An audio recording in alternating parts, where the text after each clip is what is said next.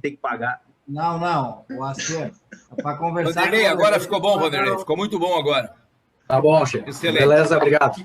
Presidente Antônio César Longo, se o senhor quiser dar início ao nosso Águas em Foco de hoje, por gentileza, a palavra é sua.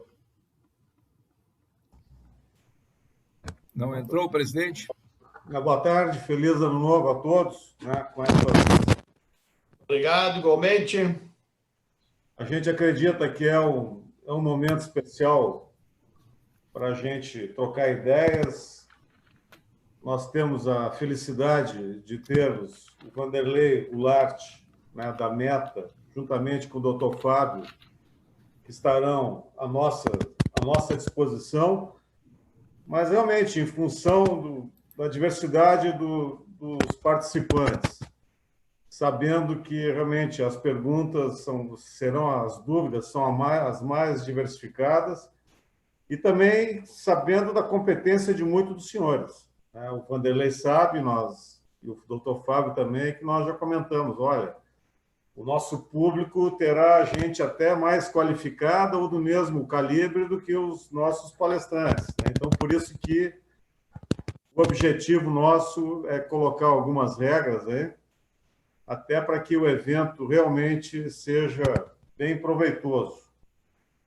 Então, eu só vou enrolar mais uns 3, 4 minutinhos, mas eu prometo que eu não vou fazer discurso hoje, é só porque está chegando gente aí.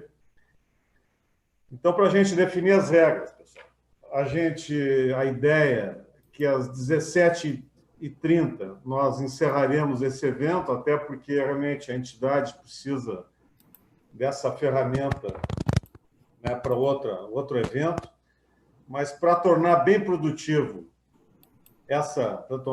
para tornar produtiva essa reunião nesse novo formato, né, a gente tem que botar algumas regras para que realmente seja proveitoso. Então, nós teremos os primeiros 30 minutos com o Vanderlei, que estará fazendo, né, um apanhado geral sobre as mudanças do decreto, ROT e outras coisas básicas. Aí, por mais 5 minutos, o doutor Fábio, né, fará uma conclusão e após, para tornar proveitoso o nosso evento, nós vamos para perguntas e respostas. Perguntas e respostas que será priorizado e seguido a ordem de precedência, né, por pergunta. A gente vai usar o chat, então vocês já podem, no momento que for explanando, coloque um nome e já a pergunta, a dúvida, para que após a apresentação, os nossos palestrantes, de comum acordo, entre o doutor Fábio e o Vanderlei, estarão, né, se organizando para ver quem responde, ou na própria pergunta vocês podem já colocar a pergunta para quem seria. Logo após, no término, às 17h30, esse seminário estará sendo gravado, estará sendo colocado nas nossas redes sociais, na capa do nosso Face da Águas, onde o Bruce depois vai dar mais umas coordenadas, já que ele vai estar organizando essas perguntas, a precedência das perguntas, e também estará disponível no YouTube. No nosso canal no YouTube, esse seminário estará à disposição. E na quarta-feira, nós pretendemos enviar a todos os senhores, por isso que a inscrição já solicitou os e-mails, para que nós possamos enviar a todos os senhores um resumo do que se falou, as perguntas e respostas, para esclarecer todas as dúvidas de todos vocês. Após esse evento, nós estaremos nos reunindo, né, com os palestrantes, com a diretoria, aí, para a gente avaliar mais algumas demandas que nós possamos encaminhar para a Secretaria da Fazenda. Algumas facilidades, porque o momento realmente, já fazem mais de 3 anos que nós estamos em contato, né, semanalmente, contato direto com a Secretaria da Fazenda, justamente para buscar um modelo que contemplasse a todos. As melancias vão se acomodar, nós temos certeza que nos próximos nas próximas 3 semanas, a gente vai voltar a conversar com a Fazenda até para ver o que... Ou seja, antes da mudança lá em abril, até março, nós estaremos novamente nos reunindo com a Fazenda. Então, eu acho que o número já chegou, né, 105, acho que os participantes já entraram. Então, eu vou passar de imediato a palavra ao Vanderlei, que terá 30 minutos. E após, e como nós falamos, dúvidas, por favor, vão enviando por chat, né, nome, pergunta, que depois do pronunciamento do Dr. Fábio, o Brust estará coordenando e apresentando as perguntas, ele estará lendo algumas perguntas e colocando a palavra à disposição de quem realizou a pergunta. Ok? Se Vanderlei, estamos a postos aí, podemos começar contigo. Tempo cronometrado aqui, ok? Obrigado. Bom evento a todos. Boa tarde, obrigado, presidente Longo, por essa oportunidade aí. E nós vamos dividir em 2 etapas. A primeira etapa, a gente vai falar um pouco sobre a subapuração da AST, e que seria também a opção lá pelo ROT, né, que é o decreto 55.521. E no segundo momento, vamos falar sobre os 12 decretos editados aí dia 29 de dezembro, né? A gente vai resumir, evidente, na alteração da alíquota de 18% para 17,5%.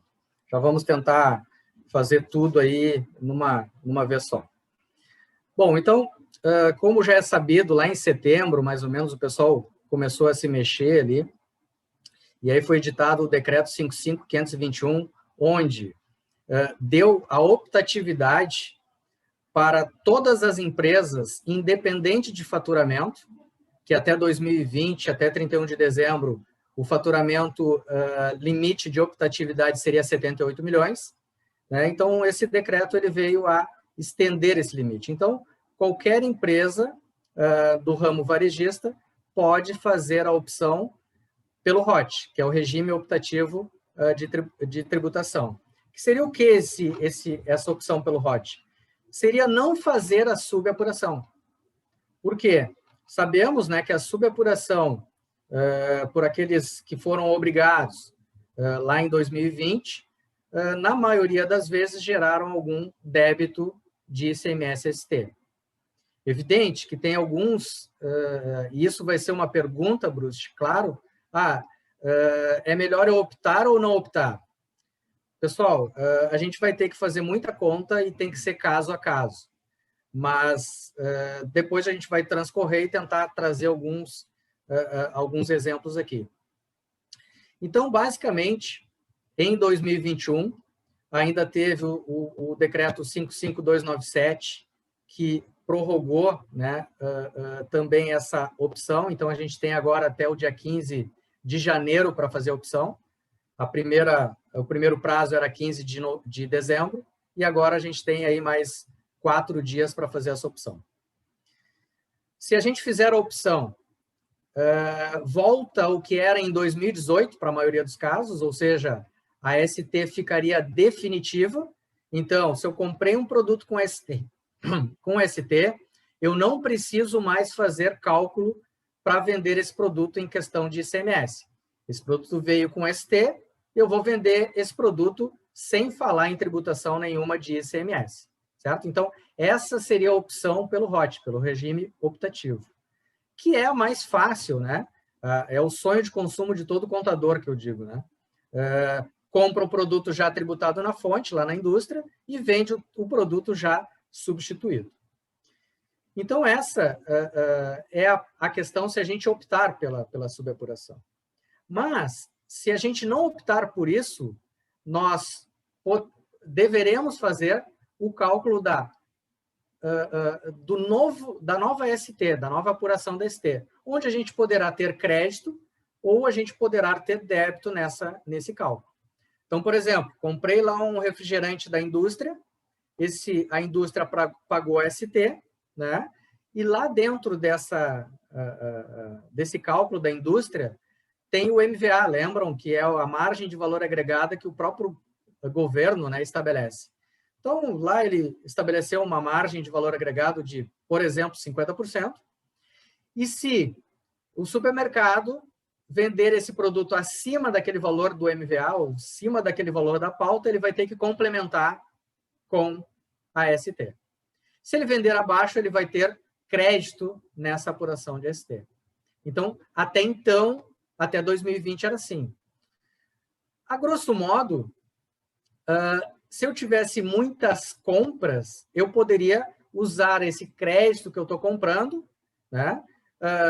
Deixava isso numa conta corrente e eu fazia a apuração do débito conforme os meus produtos vendidos. Com o decreto 55.521, mudou a fórmula de cálculo. Então, para 2021, não é mais assim. Para 2021, quem continuar na subapuração, tá, vai ter que fazer o seguinte: não interessa mais o produto, a quantidade do produto que eu comprei, eu não posso mais armazenar um crédito de ST em estoque. Então, se eu vender 2 canetas, certo? Eu vou ter, na verdade, o débito de 2 canetas na venda. Mas eu comprei 10 canetas, por exemplo. Eu não posso me utilizar do crédito das 10 canetas. Eu só vou poder me utilizar do crédito das 2 canetas. Então, basicamente, o meu estoque já não tem mais tanta, vamos dizer assim, direção para se eu vou ter crédito ou não. O que o pessoal fazia? Eu vou ter que pagar muita ST esse mês, eu vou comprar mercadoria para ter um crédito, né, das compras. A partir de 2021 não é mais assim. Eu só vou poder me creditar daquilo que eu vender. Teoricamente, o supermercado sempre vai pagar, sempre vai pagar ST. Então, antes, um mês eu comprava, por exemplo, novembro eu comprava para o Natal, eu tinha muita compra, tinha um crédito de estoque, né? Isso acabou, isso não tem mais. Então, a partir de 2021, eu só vou me creditar daquilo que eu vender, daquilo que eu me debitar. Certo? Essa é a grande mudança que nós vamos ter para 2021. Certo? E aí eu trouxe alguns exemplos, por exemplo, de que se eu comprar lá um boi traseiro, um boi inteiro, né? Um traseiro de boi, eu pagar lá R$23 por esse traseiro, e eu vender esse traseiro por R$32, R$31, eu vou ter uma margem, né, operacional de 22%, e mesmo assim eu vou ter que pagar ainda uma ST de basicamente 3% na venda. Por quê? Porque a minha compra, né, eu tenho o valor da compra mais o MVA de 30%, só que o meu valor de venda ele é muito maior. Então, eu vou ter que pagar complementação. Via de regra, quem é um supermercado normal, com margem ali entre 20% e acima de 20%, nos nossos estudos, eu sempre vou pagar ST na saída. Para quem seria oportuno fazer a subapuração? Para atacados, por exemplo. Por quê? Porque o atacado ele tem uma margem menor e talvez ele possa trabalhar essa questão do crédito do débito. Então, pessoal, a parte tributária ela vai ficar tão importante quanto a parte de gestão comercial. Porque talvez eu tenha num produto uma margem boa, lá, como eu disse agora, da carne de 22%, mas dos 22%, 3% eu estou pagando de ST na saída. Então, não é mais 22%, e sim 19%. Então, eu vou ter que começar muito a trabalhar com a questão tributária dentro da subapuração. Certo? Outro caso que o pessoal também me questiona é cerveja, né? Cerveja, o MVA da cerveja, quando eu compro uma cerveja lá por, sei lá, R$1,65, um valor de uma cerveja local, eu vou vender essa cerveja por R$2,69, R$2,79, eu vou ter uma margem de 22% e eu vou estar pagando ST ainda. Então, quer dizer, dependendo se a cerveja não está em oferta, normalmente essa cerveja vai ter complementação. Qual produto que eu vou ter crédito? Aquele produto que eu tenho uma margem muito baixa. Então, eu vou ter que começar agora a ver qual produto que eu vou realmente colocar em oferta, se esse produto tem um MVA alto, se esse produto tem uma ST de saída de 18%, né? Que agora, a partir de janeiro, é 17,5%. Então, eu vou ter que começar a trabalhar a parte tributária muito mais do que a mercadológica, certo? Então, essas são as grandes mudanças. Uma outra questão que é importante, e a gente tem que levar em consideração, como até 2020, até dezembro, eu podia me creditar de todas as canetas que eu comprei, se eu comprei 10 canetas, eu usava crédito, tá? Então, eu tenho um estoque de ICMS dentro do meu estoque, certo? A partir de 2021, eu tenho que tirar esse efeito, eu tenho que devolver esse crédito que eu tomei até então, eu tenho que devolver para o fisco, isso em 3 parcelas, que deve ser, ainda tá para decidir, mas a princípio a primeira parcela seria em março, a segunda em abril e depois em maio a terceira parcela. O que seria isso, né? Eu teria que pegar todo o meu estoque de produtos com ST e multiplicar pela alíquota de 18%. Por que 18%, Vanderlei? Porque eu tomei o crédito ainda em 2020. Então, eu teria lá um crédito de 18%. Então, esse crédito que eu tenho no estoque, eu tenho que devolver para o Estado. Mas, Vanderlei, quem estava obrigado na subapuração no ano passado e agora quer sair? Ou vai optar pelo ROT? Quem estava obrigado também precisa fazer esse levantamento de estoque e devolver o crédito do ICM. Por quê? Porque ele vai mudar a metodologia a partir de 21. Então, antes eu poderia me creditar de tudo. A partir de agora, não mais. Eu só posso me creditar daquilo que eu vender. Certo? Então, é a grande diferença que praticamente todo mundo vai ter que devolver o crédito que tomou durante o estoque. Certo? Outra questão importante que seria, que é quanto aos saldos. Eu tive um saldo de ST credor, mas eu tive ICMS próprio a pagar. Dentro do mês eu posso utilizar? Dentro do mês, sim. Só que, por exemplo, eu paguei ICMS próprio esse mês, o mês seguinte eu tive crédito de ST, por exemplo, e aí no outro mês eu vou ter débito de ICMS próprio. Eu não posso utilizar o saldo credor da ST para bater o ICMS do próprio mês. Então, ele também dá uma engessada nessa questão de compensação. Então, ele fica um pouco mais complexo essa apuração. Uma outra questão que eu coloco aqui de importante, tá? É de que, na nova modalidade, se eu vender lá 2 unidades de caneta, e eu não comprei nenhuma caneta nesse mês, mas eu vendi 2 canetas, eu vou ter que voltar com a minha escrita fiscal no mês anterior para ver se eu comprei caneta. Não comprei caneta no mês anterior. Vou ter que voltar para o outro mês e ver se eu comprei. Aonde eu comprei essas 2 canetas? E vejam só, se num mês eu comprei uma caneta só, eu tenho que pegar aquele valor do ICMS-ST, mas eu vendi 2 canetas. Eu tenho que buscar outra caneta para trás. Então, pessoal, produtos que não são de giro rápido, eu posso ter que voltar sistemicamente 2 ou 3 meses para trás. Então, são metodologias que vão mudar e que o software de gestão de vocês tem que estar muito bem alinhado para isso. Do contrário, nós vamos ter problemas. Quando eu vendi 2 canetas e no mesmo mês eu não comprei as 2 canetas, que eu tiver que voltar para trás, eu tenho que fazer média ponderada. Eu tenho que usar a média do mês anterior mais a do mês até completar o meu estoque de venda, certo? Então, ele também começa a dar uma complicada. Eu diria que tudo isso vai nos levar a optar pelo ROT, né? Porque a complexidade é tamanha, né, que os softwares vão ter que se adequar e nós também, comercialmente, a gente vai ter que se adequar.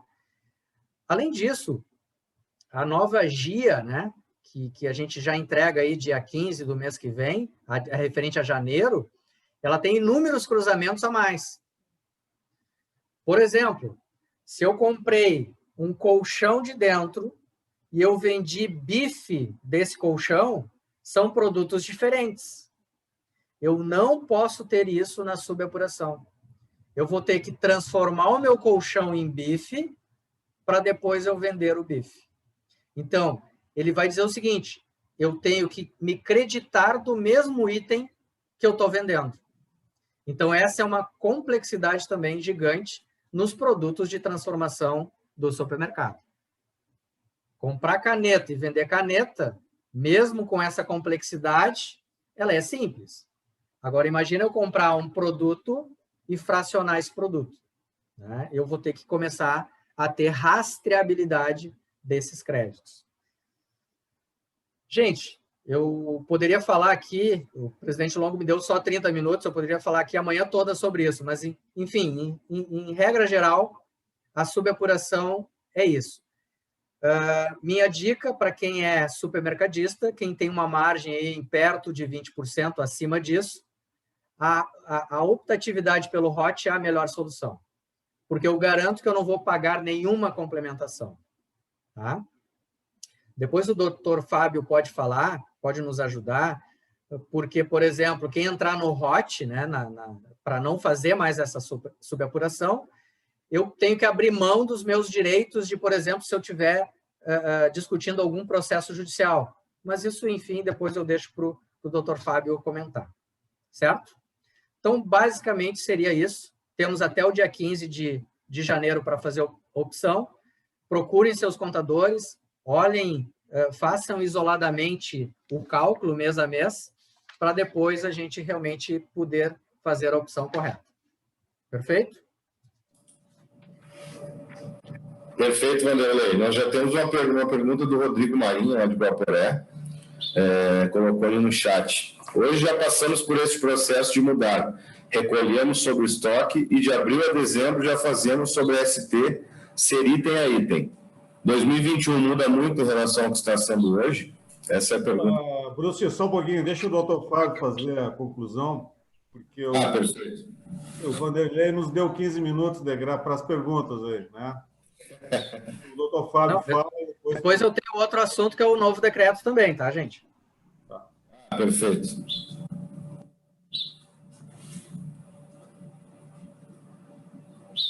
Doutor Fábio, então. Muito bem. Boa tarde a todos. Quero fazer uma saudação especial aí à Agas, na pessoa do presidente Antônio Longo, pela iniciativa de propor este que não é um seminário, eu diria, mas sim um fórum para que se possa debater, como o presidente Longo, inclusive, falou no início, para que a gente possa debater, resolver eventuais gargalos que ainda existem na legislação, mas sempre contando com essa troca.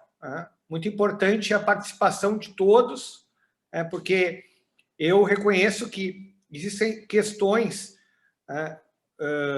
substancialmente, sob o ponto de vista contábil, que vocês no dia a dia podem até saber mais do que a gente que está aqui organizando esse evento. Então, é muito importante que a gente transforme isso num debate, e não num monólogo, que a gente escute o que vocês têm para nos dizer, né? E até mesmo para que futuramente, se caso a gente identifique que alguma coisa não está clara na legislação, a gente possa ir até o Estado, a Agas possa ir até o Estado e propor a alteração dessas regras, no sentido de melhorar a aplicação destas normas aí, caso a gente encontre algum problema de interpretação. Então, gostaria de iniciar dizendo que é muito importante a participação de todos, a demonstração da experiência de todos, para nos auxiliar a construir uma interpretação melhor destas regras, né, que, como o Dr. Vanderlei registrou, né, foram duramente alteradas, estão sendo duramente alteradas desde meados do meio do ano, né, julho, agosto, setembro, até agora, no finalzinho do ano de 2020. Então, esse é o nosso interesse aqui hoje. Muita coisa que foi falado aqui já, e eu não quero me tornar repetitivo em relação a isso, posso depois esclarecer eventuais dúvidas sobre questões jurídicas, então não vou repetir muita coisa do que foi falado aqui já hoje, né? Já foi falado outros dias e muita coisa disso todos já sabem, né? Porque se a gente fizer um apanhado dessa legislação toda, dá para dizer que ela é substancialmente, grande parte dela já está bem diluída, né? Já foi discutida em outros eventos que a gente fez, em outros debates. Então, muita coisa já ficou clara para a gente. Essa questão dos estoques, por exemplo, a questão das reduções das alíquotas.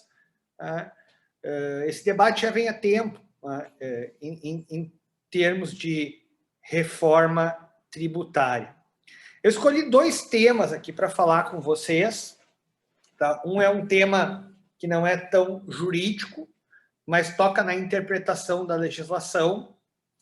Tá? E outro, sim, é um tema bastante jurídico. Vou falar aqui, talvez estenda um pouco mais do que os 5 minutos que me foi concedido, mas acho que eu tenho crédito aí, né, presidente? Então, são 2 temas. O primeiro tema que eu gostaria de falar com os senhores é um alerta. Tá? Eu escolhi esses 2 temas porque esses 2 temas eles não foram muito discutidos. Toda essa questão do estoque, abrindo um parênteses agora, essa questão do estoque, de se adere ao ROT ou não adere, isso a gente já sabe, né? Então, acho relevante a gente focar agora nas dúvidas e no que não foi ainda falado. Então, por isso eu escolhi esses 2 temas. O primeiro tema diz respeito à questão das MVAs, tá? Das margens de valor agregado. Há um dispositivo na legislação que, em regra, define que quando as alíquotas da saída forem diferentes de 18%, é preciso se reestimar as margens de valor agregado. Eu não sei se os senhores conhecem esse dispositivo, sabem do que eu estou falando, mas é uma dúvida que surgiu essa semana aí para o setor, né?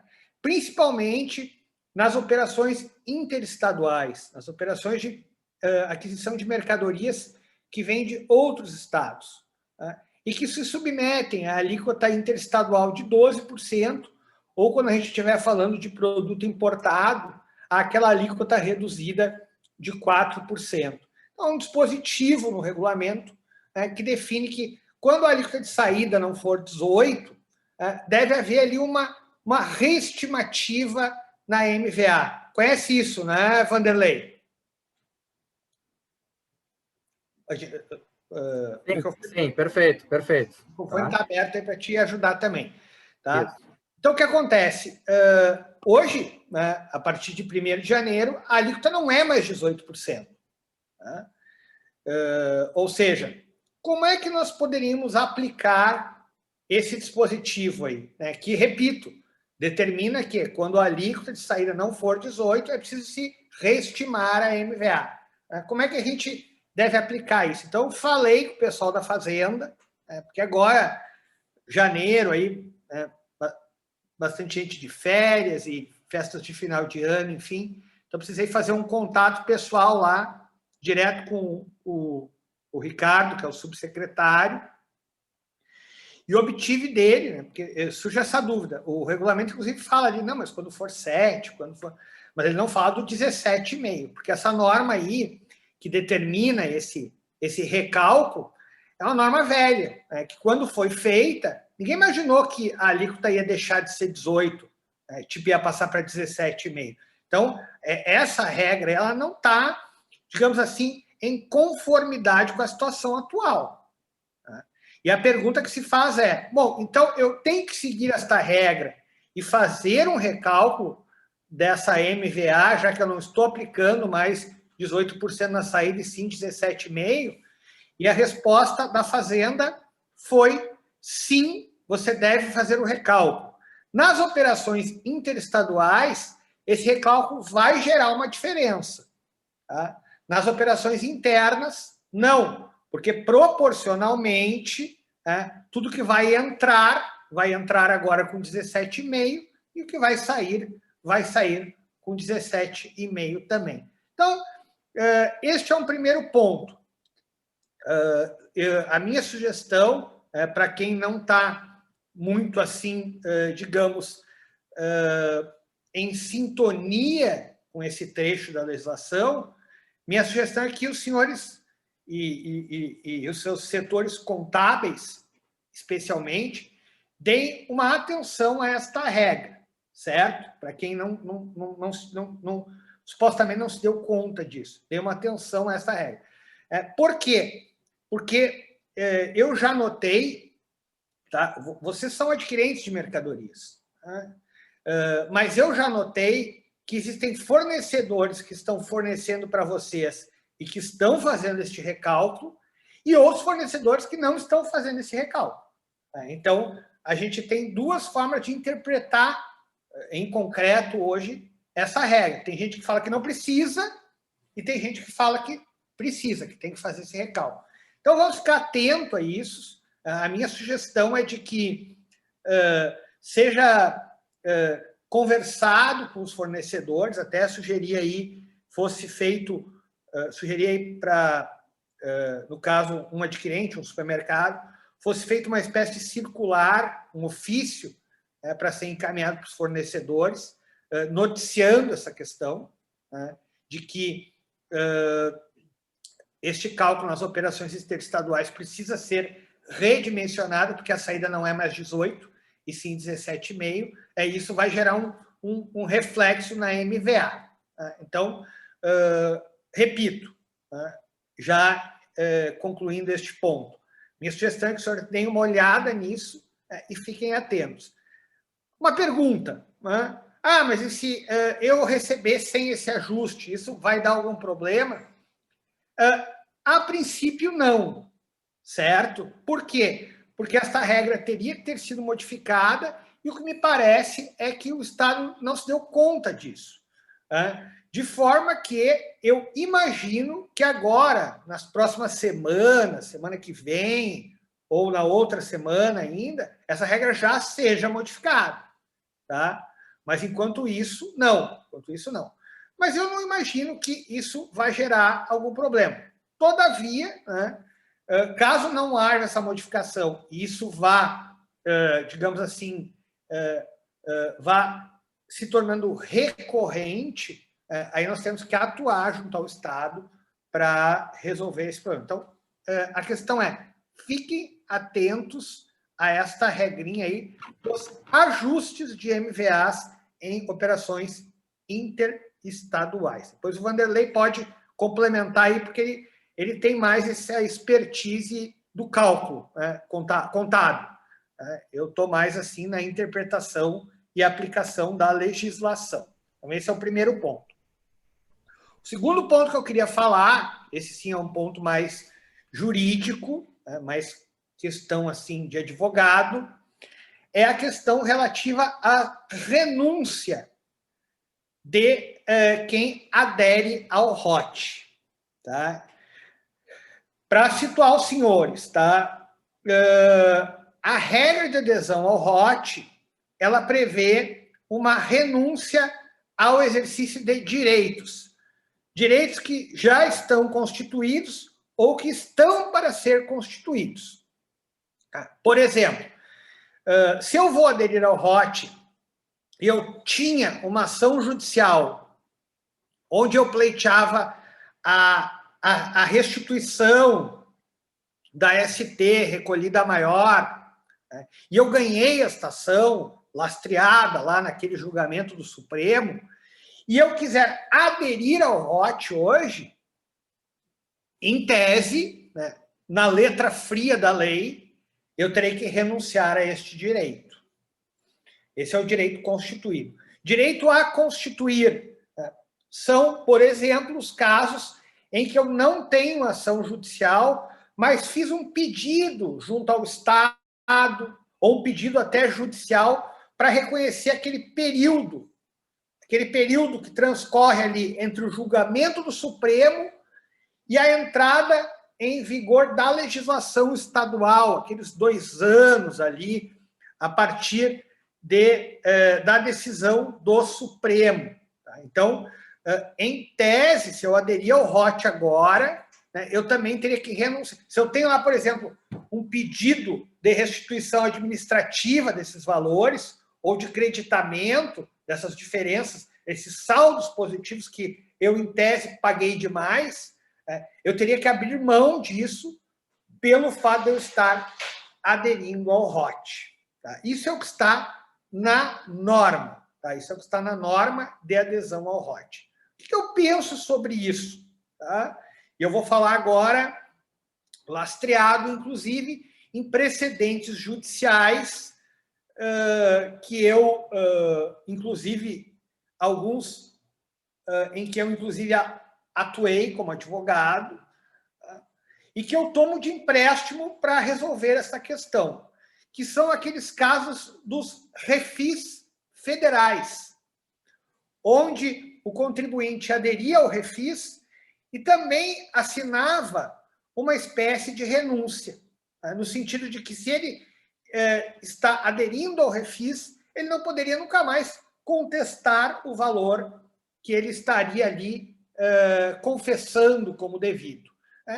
E, nesse sentido, eu afirmo que estas regras do refis aí, elas estão sendo derrubadas pelo Poder Judiciário, porque o Judiciário tem considerado isso como uma renúncia excessiva a direitos dos contribuintes. Então, se nós pegarmos estes casos de empréstimo e aplicarmos aqui, nós podemos concluir, logicamente que precisa de um procedimento judicial para isso, que essas renúncias aqui a esses direitos também seriam ilegais. Isso que o Estado está exigindo aqui também seria ilegal, sob certo ponto de vista, no sentido de que, para o contribuinte aderir ao ROT, ele teria que abrir mão de ações judiciais e renunciar a direitos constituídos ou em processo de constituição. Agora, muito importante frisar, e já estou me encaminhando à conclusão, presidente, que hoje prevalece essa regra. Então, quem aderiu vai ter que renunciar a tudo. Ah, mas eu não quero renunciar, isso é ilegal. O advogado falou, precisa ingressar, então, com uma ação judicial. Tá? E o que vai se pedir nessa ação judicial? Que eu quero aderir ao ROT, mas eu quero deixar de aplicar esta regra enquanto eu estou aderido ao ROT. Então, o que é óbvio, porque se eu aderir ao ROT 21, é óbvio que eu não posso usar crédito da ST. Agora, eu não posso ser prejudicado por quando eu não tinha aderido ao ROT 2020, 2019 e perder o meu crédito da ST. Por quê? Porque se eu paguei a mais, eu tenho direito à restituição disso. Mesma coisa vale se em 2022 eu não quiser aderir mais ao ROT. Eu não tenho como renunciar para a vida inteira de que eu não vou mais ter direito ao crédito. Né? Por quê? Porque essa renúncia importa em confisco, eu vou estar pagando mais imposto pelo resto da vida. Né? Então, isso que precisa ficar claro. Né? E para a gente obter uma tutela nesse sentido, a gente precisa recorrer ao judiciário. Então, este é um outro alerta que eu gostaria de fazer no sentido das renúncias. Né?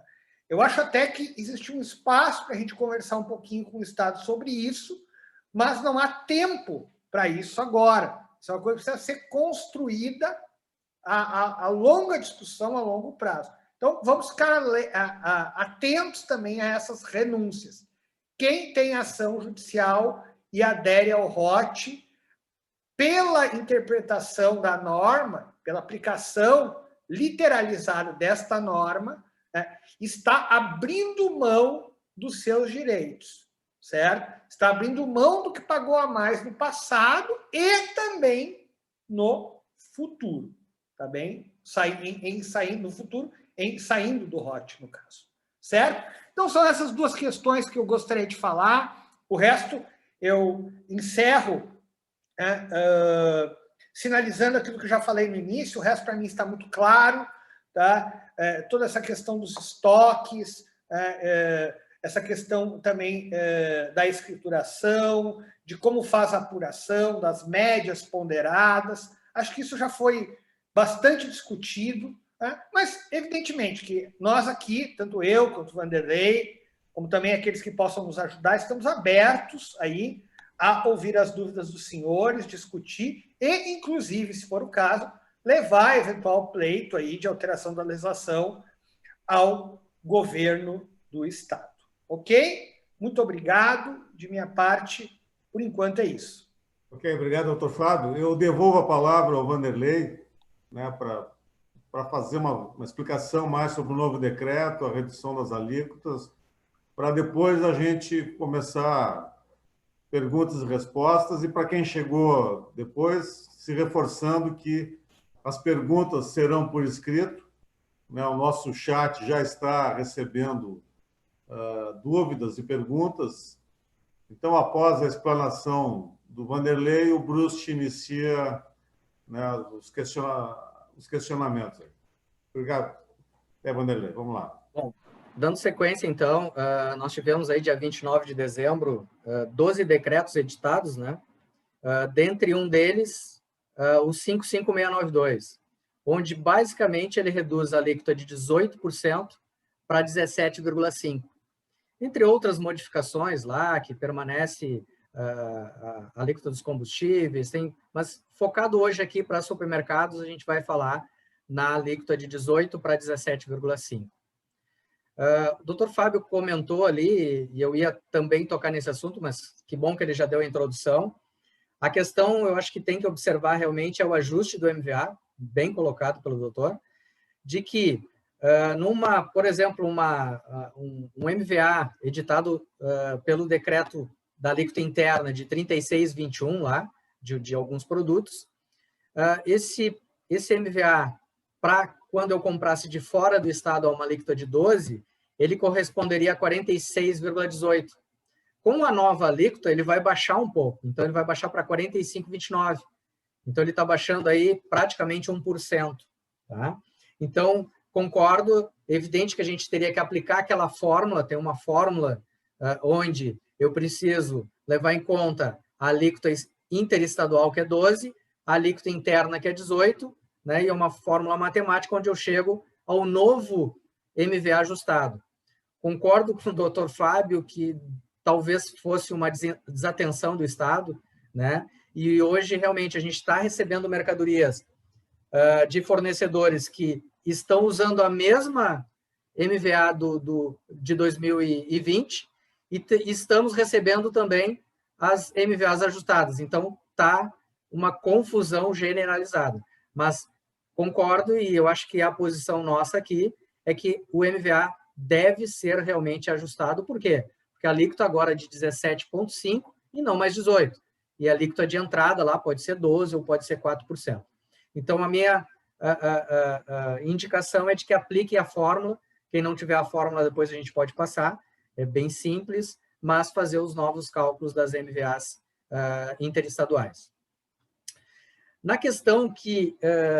vamos focar aqui em algumas dúvidas que a gente está respondendo aí no dia a dia, a partir do dia 2, ali, dia 4 de janeiro, que é o quê? Vanderlei, mudou de 17,5% a alíquota interna, e a cesta básica como é que fica? Bom, a cesta básica ela tinha uma redução de base de cálculo.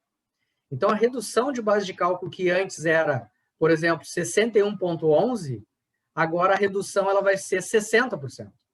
Porque se eu reduzir a alíquota de 17,5% em 60%, eu vou chegar aos mesmos 7%. Então, o resultado final da cesta básica não mudou. Mas as reduções, e aí cuidado, pessoal, os sistemas internos de vocês têm que mudar o cálculo para chegar na alíquota de 7%. Porque senão, vocês vão estar tributando na saída mais do que 7%. Vai estar 7 alguma coisa. Então, cuidado, porque a alíquota ela diminuiu. Então, a gente precisa fazer esse recálculo lá dentro do sistema. Então, esse é um ponto também que o pessoal não está falando muito, mas sistemicamente dá uma diferença brutal no final do mês. Tá? Temos ali outras coisas, por exemplo, os refrigerantes lá em 2023 vão mudar de alíquota de 20%, vão cair de novo para 17,5%, mas nada relevante. Uma outra questão que eu quero salientar também, que é o diferimento parcial. Por exemplo, refrescos, né? Que eu recebo ele a 18%, a 12%, e eu tenho um diferimento parcial até a ponta, até eu vender para o consumidor final. Então, esses diferimentos eles também mudaram o percentual, porque a alíquota final não é mais 18%, e sim 17,5%. Então, pessoal, atentem para esses detalhes, tá? Porque é um valor gigante e vocês podem estar, inclusive, com um passivo tributário sendo gerado aí por um descuido, né? Uma outra questão que o pessoal... Eu acho, se me permite... Claro. Tá? Eu acho importante a gente também falar sobre a questão do diferimento parcial sobre um outro aspecto, né? Qual é o objetivo do diferimento parcial? É reduzir a carga tributária, né, naquele elo da cadeia, né, que é o elo, não vou chamar do elo distribuidor, né, ou atacado, que é o elo anterior ao supermercado. Tá? Então, a gente precisa ficar atento aí, pessoal. Tá? E agora é uma opinião, né? Claro que sempre com um lastro jurídico, né? A gente precisa estar atento aí, porque o preço da mercadoria tem que diminuir. Tá? Porque se o preço da mercadoria não diminuir em relação ao diferimento parcial, vocês vão estar pagando mais imposto. Tá? E, consequentemente, vão estar fazendo um input de imposto no preço de venda, no preço da mercadoria vendida para o consumidor. Tá? Então, o que está acontecendo aí, o que o diferimento parcial faz? Sei que todo mundo já deve saber disso, mas só para contextualizar. O diferimento parcial ele transfere um pedaço do imposto para vocês. Então, aquele cara que está no elo anterior da cadeia, ele não vai pagar um pedaço desse imposto. Quem é que vai pagar um pedaço desse imposto? Vocês. Tá? No momento que vocês vão pagar o imposto da pessoa que está lá atrás, no elo anterior, vocês têm que ter uma diminuição de preço para que isso se compense. Esse é o objetivo do diferimento. Tá? Porque se não houver uma diminuição de preço, vocês vão estar pagando... O que vai acontecer é o seguinte, na prática. A pessoa do elo anterior da cadeia vai estar empurrando para vocês essa tributação. Vocês vão ter que arcar com mais imposto do que vocês anteriormente teriam. Então, o ICMS, a gente aprende lá na universidade, né? O ICMS ele tem que ser neutro. Por isso que existe a não cumulatividade. Se a gente não diminuir o valor dessa mercadoria que tem o diferimento parcial, nós não vamos ter neutralidade, nós vamos ter incremento de carga num elo da cadeia, que é o supermercado. Isso pode gerar, não vou afirmar, mas com certeza, daí o próprio supermercadista pode me dizer isso, né? Mas isso pode gerar um aumento do preço da mercadoria, ou a diminuição da margem de vocês, enfim. Né? Então, precisa cuidar isso aí. Diferimento parcial tem que redundar em redução do preço da mercadoria, tá bem? Desculpa interromper aí, mas acho importante. Não, perfeito, acho que foi bom colaborar com isso, porque realmente, para dar essa atenção no diferimento parcial, porque a gente... são poucos os produtos. Sim, são poucos produtos, mas no supermercado, né, qualquer desvio de margem, a gente vai ter um prejuízo lá de última linha.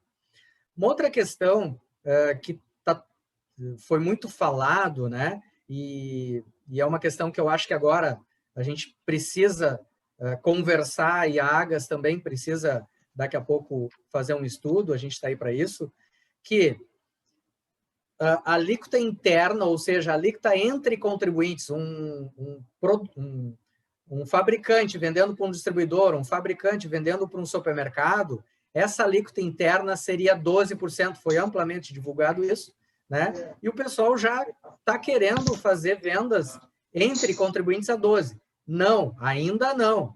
A nossa expectativa, né, é que saia para 1º de abril, né? Não é o dia dos bobos, né, mas 1º de abril, que vai ser normatizado essa vamos dizer assim, benefício, né, para um lado, só que eu acho que para os supermercados vai ser um grande malefício, né? Porque antes a gente comprava, né, doutor Fábio, um produto do distribuidor a 18% e vendia os mesmos 18%, não cumulatividade. Tomava crédito, né? Exatamente. Eu vou pagar sobre a minha margem de valor agregado. Tem que baixar o preço. Sobre a margem, exatamente. Então, porque agora o vai ter que... vai diminuir, o crédito vai diminuir. Então, exatamente. Isso tem que baixar. Isso. E também, se realmente for editado esse decreto, eu acredito que sim, né, porque Santa Catarina já é assim, vários outros estados, dentro do próprio estado, a alíquota é menor, que seria essa de 12%. Então, a princípio, no estado do Rio Grande do Sul, a partir de abril, operações entre contribuintes, não é a consumidor final. O consumidor final continua 17,5%. Mas entre contribuintes, atacado e o varejo, ou indústria e o atacado e o varejo, vai baixar para 12%. Só que aí, o que vai acontecer? Eu, supermercado, vou comprar 12%, teria que baixar substancialmente esse produto, porque a fábrica não está vendendo mais a 18 ou a 17,5, e sim a 12, e eu vou ter que vender a 18. Então, o supermercado ele vai ficar com uma parte da fatia do consumidor final, ou seja, eu vou ter mais imposto a pagar. Consequentemente, é o que eu venho concordar com o doutor Fábio, que o nosso fornecedor, seja indústria, atacado, vai ter que diminuir o preço, senão a gente vai estar pagando imposto sobre imposto. Então, isso, pessoal, ainda não está vigendo, tá? Então, a expectativa é abril as operações internas entre contribuintes baixar para 12%. Então, o novo decreto ele é mais simples, entre aspas. A alíquota baixa de 18% para 17,5%, tem que atentar para os MVAs ajustados, os interestaduais, cuidado também com as mercadorias que eu vou adquirir importadas, porque o MVA ele aumenta muito, né? Desculpa, o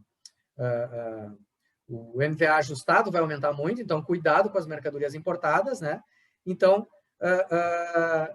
eu tenho que ter esses cuidados. Também uma outra questão que eu não sei ainda, talvez o doutor Fábio possa complementar, é que a gente também tem uma expectativa de cair o diferencial de alíquota, ou seja, o DIFAL. Então, ele já está lá previsto, né, que a partir de abril ele não mais vai existir, ou seja, se eu comprar uma mercadoria de fora do estado que eu compro a 12, hoje eu teria que igualar ela à alíquota interna, pagasse a diferença para 17,5, a partir de abril eu não vou mais precisar fazer esse pagamento no ato. Se bem que quando eu vender lá para o Vanderlei, para o consumidor final, eu vou estar pagando a alíquota 17,5. Então, cuidado para esses dois pontos aí. A questão do certo? diferencial ela é mais temporal, né, para a maioria das empresas. Fluxo, né? Tirando as empresas que são optantes do Simples, ela é uma questão mais temporal, assim, que diz respeito a recolher antecipadamente o tributo que ia ser recolhido lá na frente. Assim como essa questão do diferimento, a gente está aguardando que saiam as regras. Hoje não existe nada ainda a respeito disso. Estava até esperando que saísse alguma coisa ali no dia 30, 31. Fiquei olhando lá no site da legislação, da Fazenda e tal, mas não saiu. Então, por enquanto, a gente não tem nada disso. A gente tem algo na lei que foi mudada, mas são regras que foram... são regras, sob certo ponto de vista, assim, programáticas. Elas falam que o decreto vai resolver isso. E até agora o decreto, né, não resolveu ainda. Então, a gente aguarda que venha decretos normatizando isso. Nesse decreto também, tá, o 55692, tem vários itens que mudaram de alíquota, tiveram reduções, por exemplo, produtos embutidos, produtos com flocos, mas a gente não vai descer a esse ponto aqui, que senão a gente ficaria, né, um tempo absurdo. Então, pessoal, eu acho que basicamente seria isso, os dois decretos lá do ROT e o decreto da redução da alíquota de 18 para 17,5, e eu acho que, enfim, a gente poderia aí bater um papo sobre, em cima das perguntas, né? Eu acho que aí fica uma coisa mais dinâmica, pode ser? Perfeito, obrigado, doutor Fábio, Vanderlei. Agora passamos para o Brust, né, que a partir de agora, então, até às 16h30, vai coordenar as perguntas e respostas. Perfeito, 17h30, presidente. Vamos iniciar, então, pela ordem cronológica. Primeiro, aquela pergunta do Rodrigo Marinho, pessoal. Hoje já passamos por este processo de mudar. Recolhemos sobre o estoque e de abril a dezembro já fazemos sobre a ST, ser item a item. 2021 muda muito em relação ao que está sendo hoje? A pergunta do Marinho.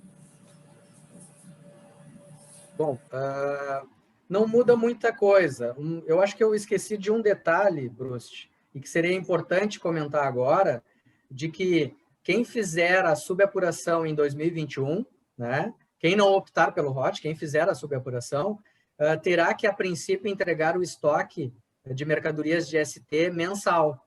Eu acho que essa é a grande mudança, né? Mas a apuração, ela basicamente vai continuar como ele já vinha fazendo a apuração anterior. A única coisa que ele também vai ter que devolver o crédito em cima do estoque. Porque como ele fazia compras e vendas, né, todas as entradas e todas as saídas, ele tem um crédito de estoque lá guardado. Então, ele vai ter que fazer o oferecimento desse crédito à fazenda e, a princípio, o modus operandi, ele só vai ter que mudar a questão do estoque que ele tem que enviar mês a mês. Basicamente, seria essa a diferença. Perfeito. Isabel, do Master. Temos previsão de prorrogação ou postergação da nova apuração? Antes de passar para a próxima, você me pergunta se quem fez a pergunta se está claro, tem mais alguma dúvida? Né? Perfeito. No caso do Marinho. Rodrigo Marinho lá, está claro?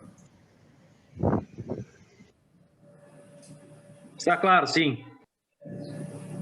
Perfeito. Então, vamos para a Isabel do Master. Temos previsão de prorrogação ou postergação da nova apuração?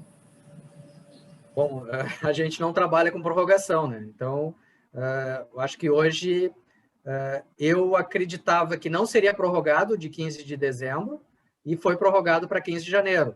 Eu acredito que não tenha nova prorrogação, tá, pessoal? Essa é a minha opinião, mas né, não podemos... não sei se o doutor Fábio quer comentar. Não existe notícia de que vai haver prorrogação, né? Acho que não seria interessante se contar com isso, tá? Por enquanto, não há nada nesse sentido. Perfeito.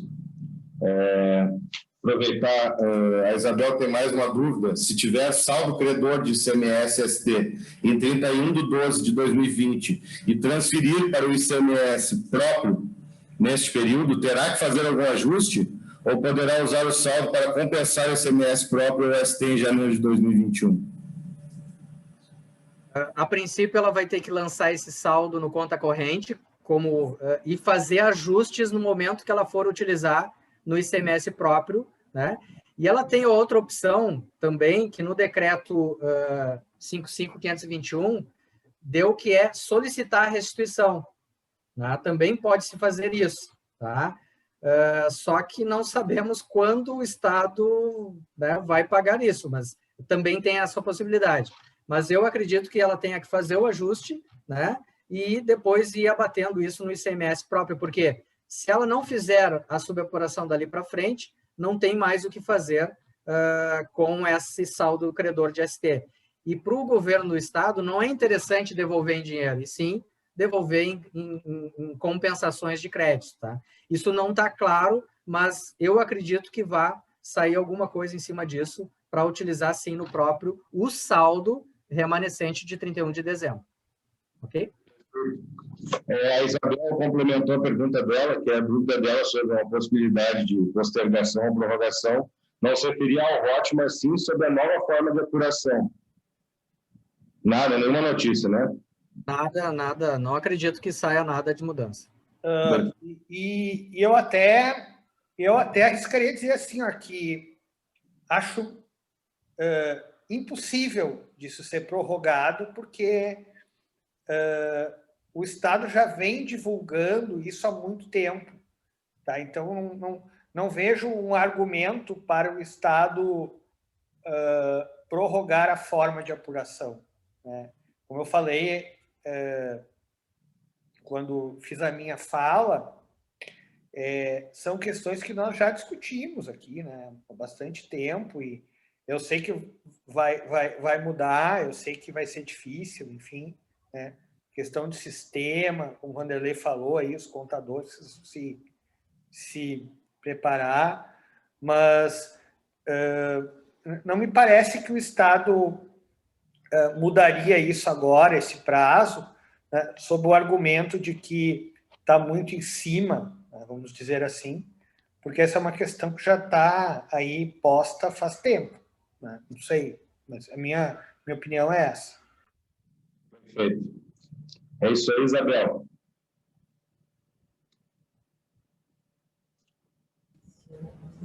Obrigado. Vamos para, então, pergunta do Antônio, da TOTS com 5. Se existe a previsão de publicação das novas regras de validação da GIA mencionadas nos itens 19.3A.6 e 19.3A.6.1 da IN 8620. Hoje não temos visibilidade clara das regras que serão aplicadas tecnicamente na validação. Isso é essencial para os ajustes na software house. Sem essa informação e sem o ambiente de testes, a validação acaba ficando como tentativa e erro. Posição do Antônio. Bom, eu acho que ele quis se referir à instrução normativa 87, não 86, tá?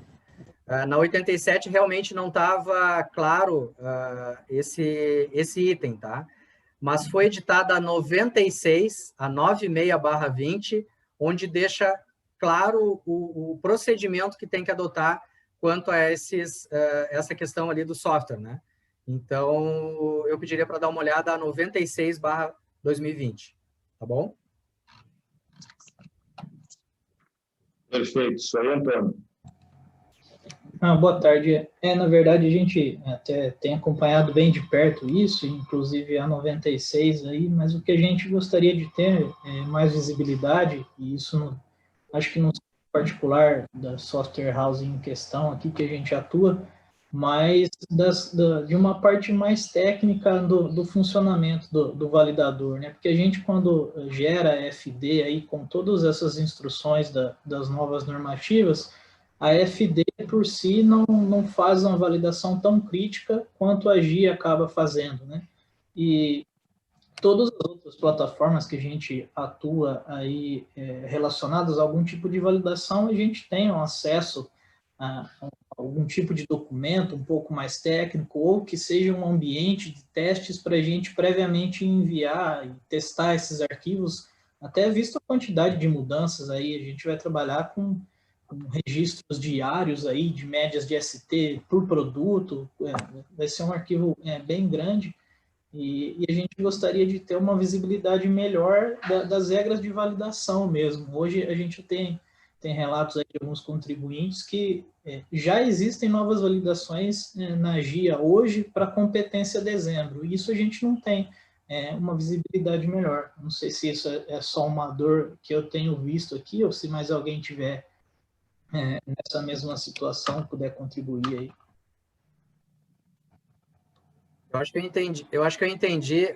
Na verdade, eu acho, Antônio, é que como os decretos, né, e as instruções são realmente muito técnicas, a necessidade que tu está tendo é de ter um validador teste, né, para fazer esses ajustes, validar e depois realmente colocar em produção, né? Porque daqui a pouco o que acontece? Normalmente a software house faz as mudanças, vai entregar a GIA lá no último dia, penúltimo dia, tranca e não vai. Eu acho que é basicamente isso. Isso eu acho que daqui a pouco a gente pode abrir um canal com a Fazenda aí, não sei, para tentar realmente, sei lá, disponibilizar um pré-validador, alguma coisa, porque realmente é uma dificuldade enorme, né? A gente acompanhar essa mudança do dia a dia, né? E principalmente essa que é substancial agora, desse decreto do ROT aí. Então, eu acho que, Bruce, daqui a pouco a gente estudar aí uma maneira, né, de tentar fazer alguma coisa via teste com a Cefaz. Hoje não tem, tá, Antônio? Então, hoje não tem nenhum banco teste, um validador prévio, tá? Tem que enviar em canal de produção, certo? Não, perfeito, Vanir. Só uma consideração final. A gente até teve de alguns contribuintes que colaboraram com a gente que enviaram trechos de um FD para o plantão virtual da Cefaz, consultando, né, principalmente essa questão do desmembramento, mandaram alguns exemplos, e o retorno que essas pessoas tiveram da Cefaz é que a versão da GIA ainda não estaria atualizada, e pediram para enviar um arquivo completo para eles direcionarem para um setor interno técnico de testes da Cefaz. Então, assim, a gente está aplicando um método aí, uma competência nova, que daqui 20 dias eu já preciso entregar esse arquivo de GIA, e a gente não tem isso pronto de parte da Cefaz. É essa só falta que a gente sente, entendeu? Perfeito, Antônio. Anotamos a tua dor aí para discussão posterior. Legal, obrigado. Obrigado. Leandro Dalverno, em mês, no sistema de subapuração, se a empresa tiver crédito, não poderá usar em meses subsequentes. Como fica a legalidade disso se teve o crédito? Se puderem esclarecer um pouquinho melhor para o Leandro. Acho que é legalidade ali, doutor Fábio, o senhor pode nos ajudar? Claro, sim. Assim, ó, sob o ponto de vista da vedação, a restituição do crédito, isso é totalmente ilegal. Tá? E eu estou falando isso lastreado na decisão do Supremo. Não é nem em questão legislativa. Porque o que o Supremo disse lá em linhas gerais, né? Ele disse que é direito do contribuinte a restituição do imposto pago a maior. Então, o Estado não pode impedir essa restituição. O Estado, o máximo que ele tem é um espaço para regular a forma como ele vai restituir.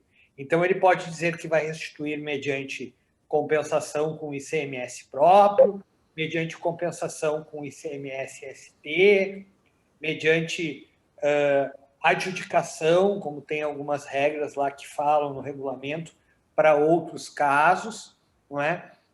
Mas, a meu ver, tá, a resposta para essa questão ela é bem simples. O contribuinte tem direito à restituição. Tá? Então, se ele se vê, por exemplo, impedido de compensar, seja por uma regra que o impede de compensar, ou seja porque ele só tem crédito, ele precisa ingressar lá com o pedido administrativo na Fazenda, bem fundamentado, tá?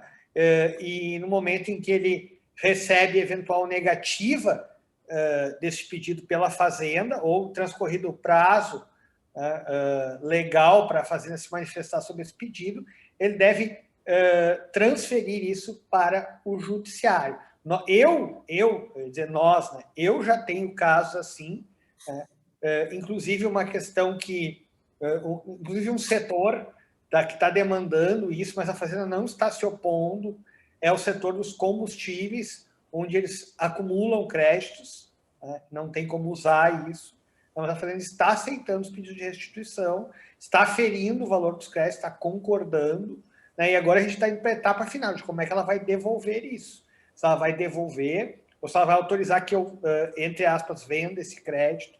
Agora, em hipótese alguma, ela pode colocar um empecilho à devolução disso. Alguma forma ela vai ter que resolver para devolver isso.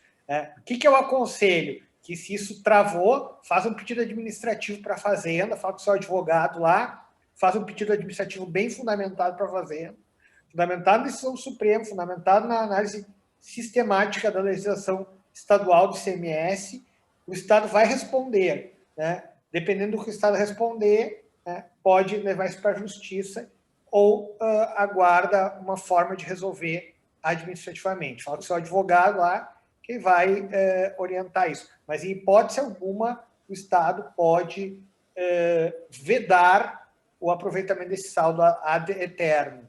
Aí ele vai ter que dar um jeito nisso. Tá bem, doutor. Obrigado. Acho que era isso, né, Leandro? Vamos passar para a pergunta do Antônio Rig, lá de Livramento. Quanto ao estorno de créditos no estoque em 31/12/2020. Nos creditamos pelas compras de 2019 e vamos estornar pelas compras de 2020. A diferença será enorme, até pelo custo que hoje está bem alto. Não haverá oposição pela Agas junto à Cefaz?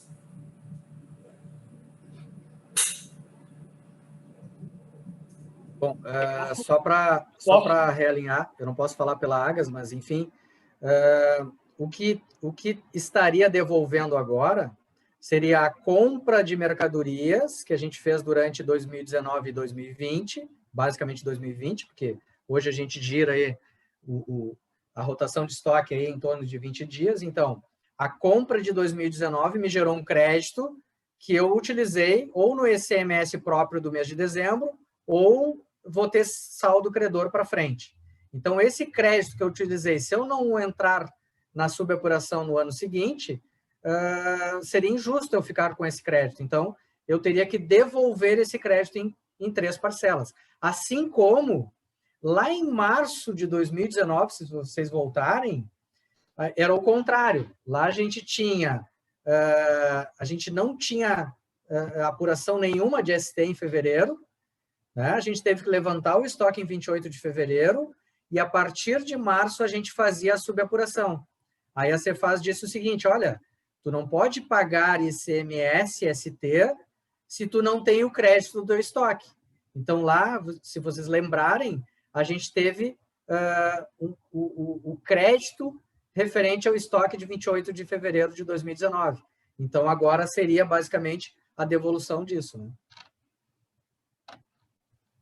Eu estou aderindo aí a isso que o Vanderlei colocou, né? Na verdade, esse estorno ele não é de uma compra de 2019, porque o estoque é uma coisa viva, né? Então ele vem se movimentando, tá? Também não estou aqui para falar sobre uma decisão relativamente ao que a Agas poderia fazer, ou se vai fazer nesse sentido, mas, a meu ver, né, diferentemente, por exemplo, né, fazendo um paralelo aí com aquela pergunta anterior, né, onde eu apontei que seria ilegal restringir o exercício do crédito, a meu ver, aqui não há problema normativo, tá? Vocês tomaram os créditos ao longo do ano, tá?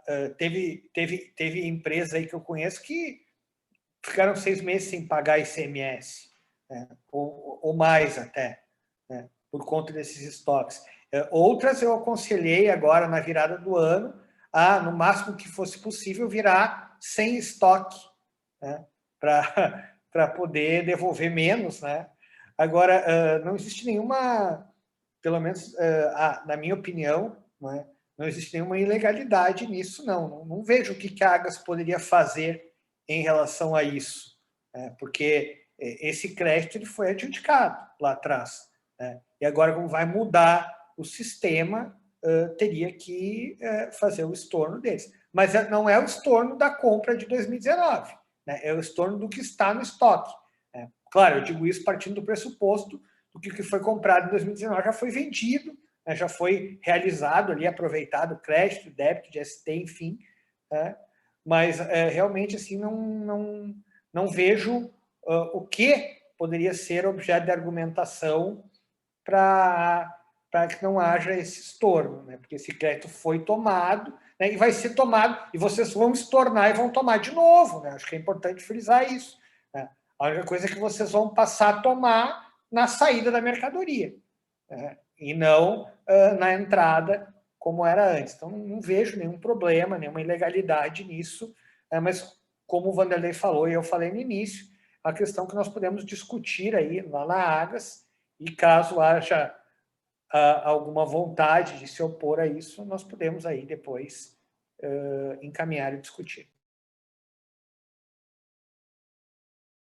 Perfeito, obrigado. Seria isso, senhor Antônio Rigg. Se possível, nos sinaliza se ficou claro aí. Qualquer coisa volta. Está entendido, obrigado. Obrigado, senhor Antônio. Agora, pergunta do Charles Presler, lá da Comercial Zafra. Poderiam explicar melhor essa questão da utilização do saldo credor da ST apenas no próprio mês da apuração? Se não for possível utilizar para compensação com o débito próprio, ficará acumulado indefinidamente? Bom, eu acho que já foi um pouco respondido, mas só para a gente dar uma realinhada aqui. Então, se eu tenho saldo credor de ST, eu posso utilizar no ICMS próprio, não posso utilizar no ICMS próprio daquele mês. O que eu posso? Vai ficar indefinitivamente? Talvez não. Por exemplo, se eu gerar ST a pagar no mês, eu posso utilizar o saldo credor da ST. Então, eu posso utilizar saldo credor de ST com ST. Isso tranquilo, tá?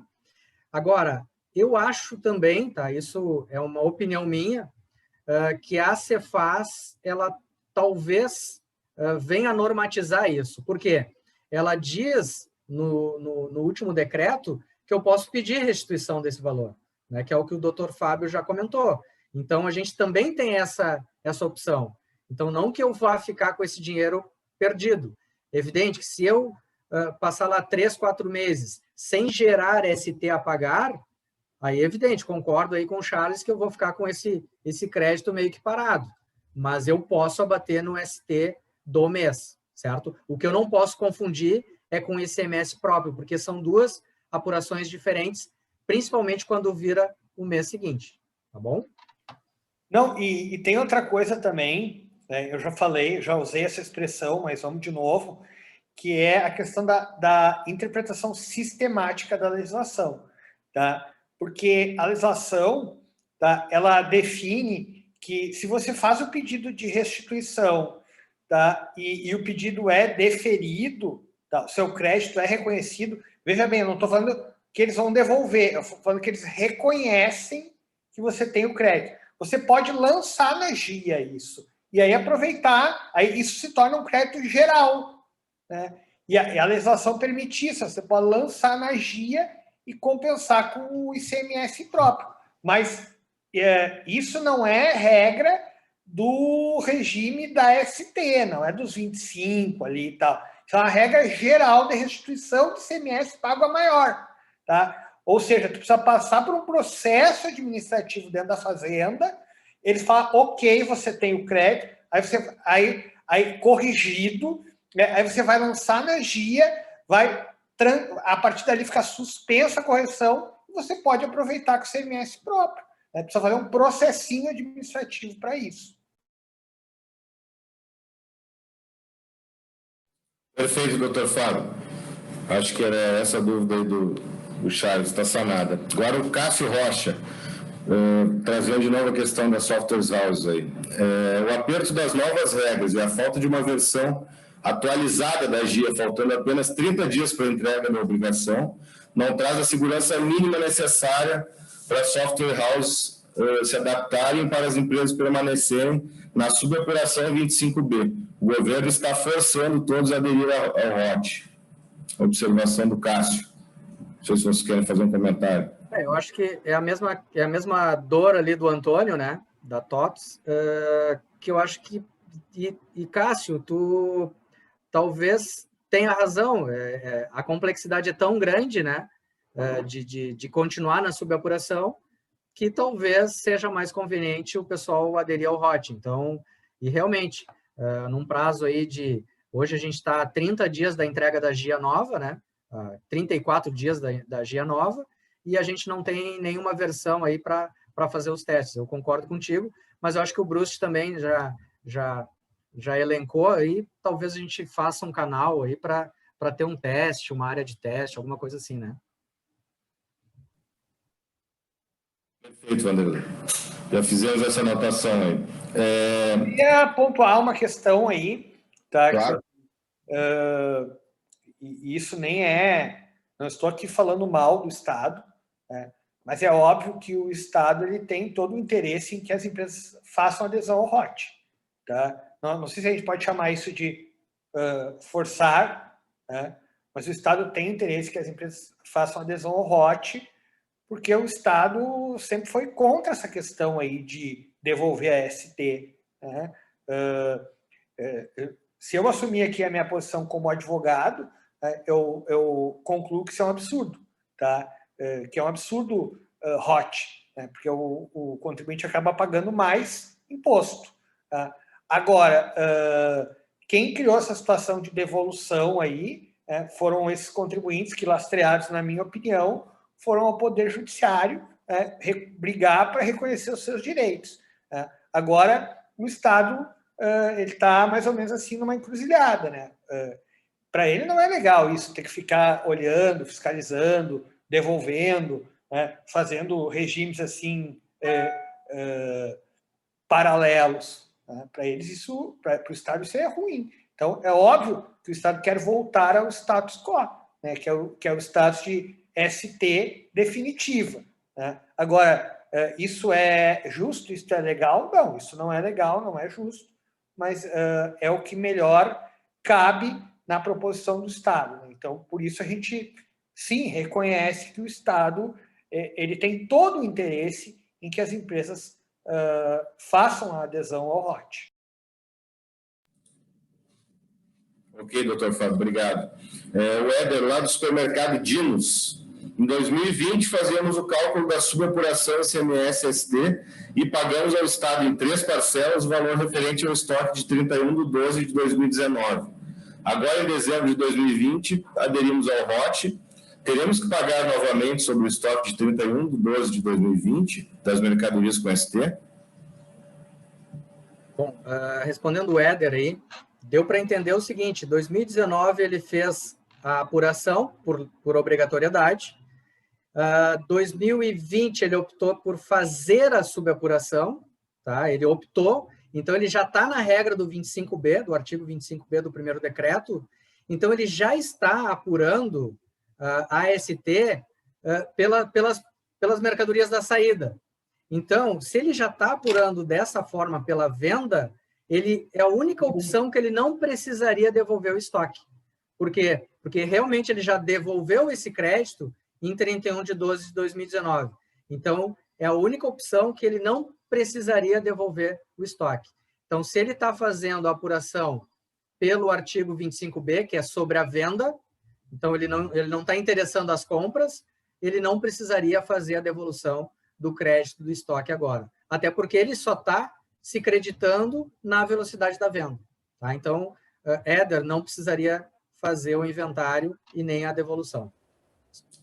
Perfeito, obrigado, Vanderlei. Disse que já ficou claro para ele. O Ademir, lá do Superquerência, essa questão do ICMS nas transações internas do RS vai acabar melhorando a competitividade das empresas de fora do Estado, que com a caída do diferencial de alíquota ficou mais competitivo. Comentário, Edu. Eu acho, enfim, a princípio, né, olhando de pronto, sim, porque hoje a gente está tratando hoje aqui uma alíquota interna de 18%, ou 17,5%, né, e o pessoal de fora já está trabalhando a 12%. Então, qual era a barreira que o Estado tinha? Pô, Vanderlei, se tu quer comprar um produto de fora do Estado, tu tem que pagar o diferencial de alíquota, né, na entrada do Estado. Então, realmente, eu acho que o pessoal de fora talvez fique mais competitivo, mas não dá para dizer. Assim como o Dr. Fábio também comentou, de que também teria que baixar o valor do produto aqui dentro do Estado, porque em vez de ele pagar 17,5%, ele vai pagar 12%. Então, teoricamente, o produto interno, né, que a gente vai comprar também teria que baixar. Então, ficaria basicamente o mesmo preço, que antes estava lá de Santa Catarina para cá, ficaria daqui de dentro, porque a alíquota vai ser a mesma, vai ser em torno de 12%. Então, talvez, porque o pessoal já está mais acostumado a fazer a operação a 12%, talvez tenha uma vantagem periódica, mas eu acho que as indústrias e os atacados aqui de dentro do estado também vão se adequar, vão baixar o preço, porque eles vão pagar menos ICMS, né? E aí vão ficar, a competição volta de novo ao patamar normal. Eu acredito que talvez em 30, 45 dias. Aqueles que defendem a entrada em vigor do diferimento parcial, operações internas, tá, dentro do Estado, eles usam como argumento, né, a questão da diferença de alíquota. Então, eles falam, não, se eu compro fora do Estado é 12, se eu compro dentro do Estado é 18. Tá? O ICMS, nós não podemos esquecer, né? É dever lembrar, ele integra o valor da mercadoria. Né? Então, se eu tenho ICMS 18, o valor da mercadoria está integrado por 18. Se eu tenho ICMS 12 na interestadual, o valor da minha mercadoria está integrado por 12. Né? A tendência é de que a minha mercadoria interestadual seja mais barata que a interna. Aqueles que defendem diferimento falam o quê? Não, vamos baixar para 12, a alíquota interna, diferimento parcial, né? Para a gente equiparar preço com mercadoria interestadual. Né? O ICMS é um fator, né, que justifica a formação do preço. Né? Então, diminui o imposto, diminui o preço.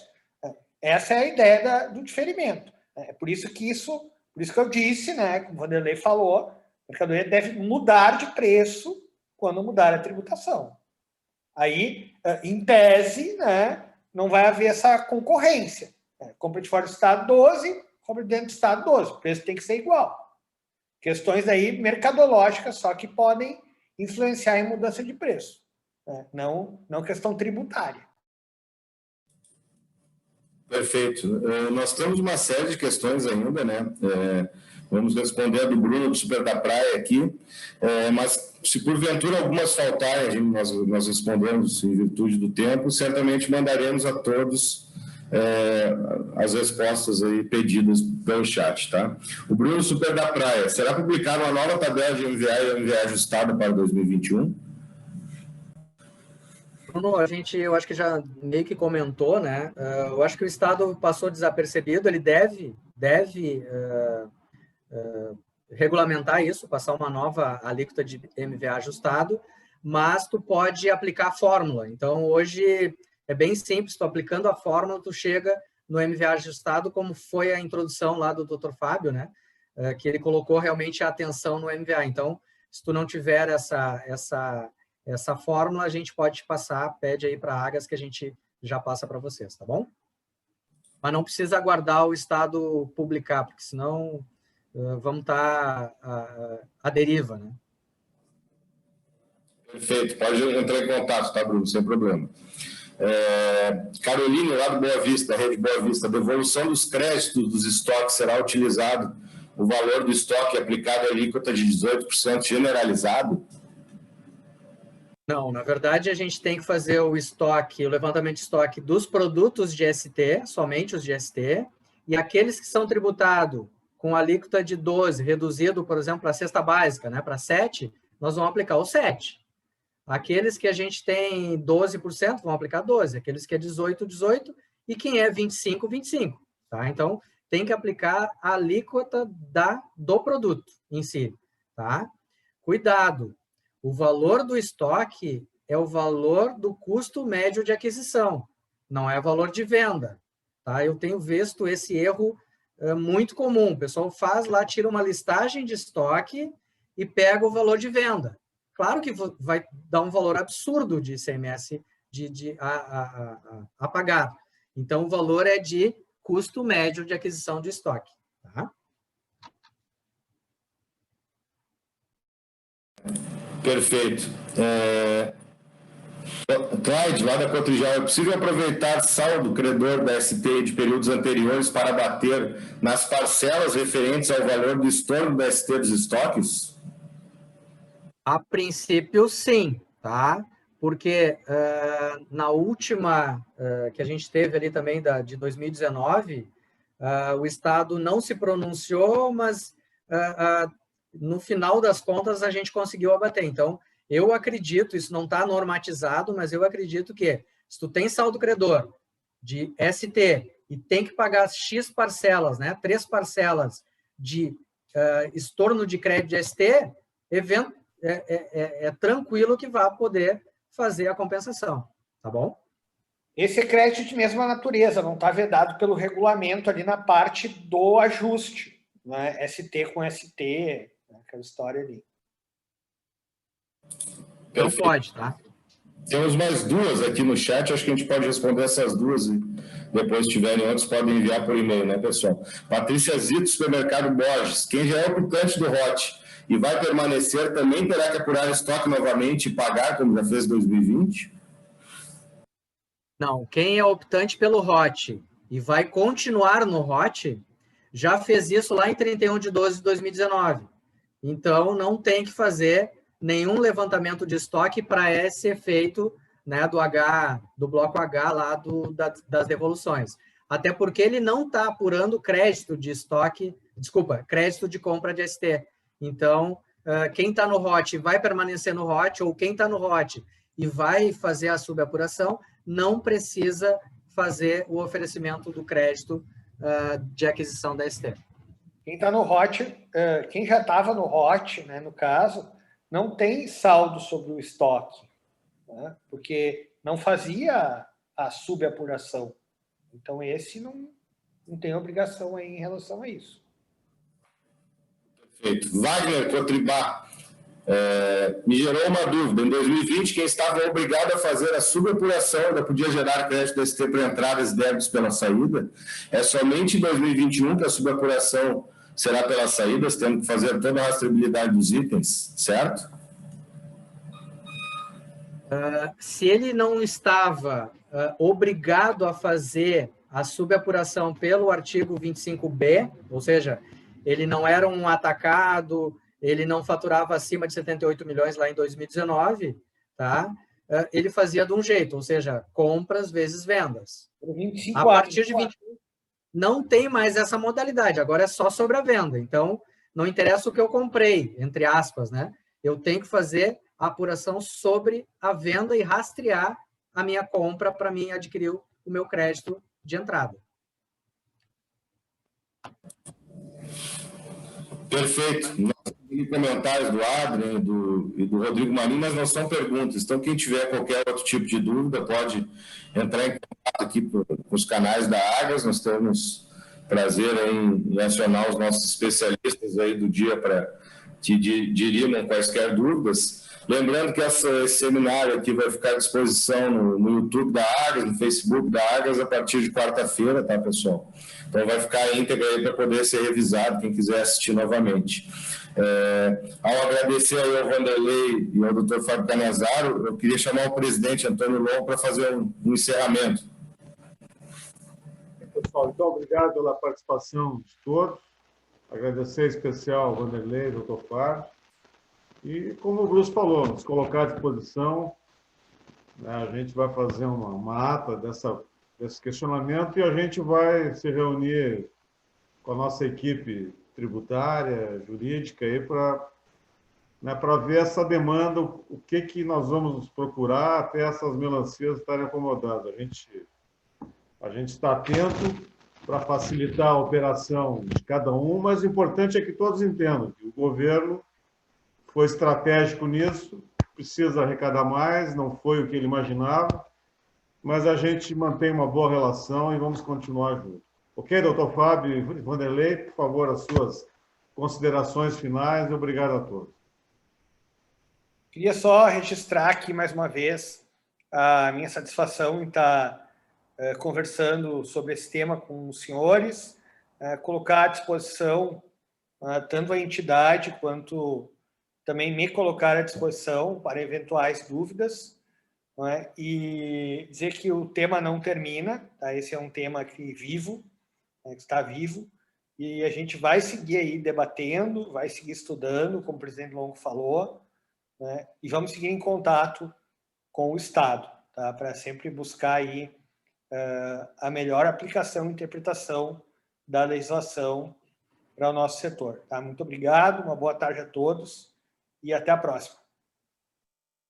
Eu queria finalizar agradecendo aí a Agas, ao Dr. Fábio e a todos que participaram, que eu acho que a gente viu ali realmente, né?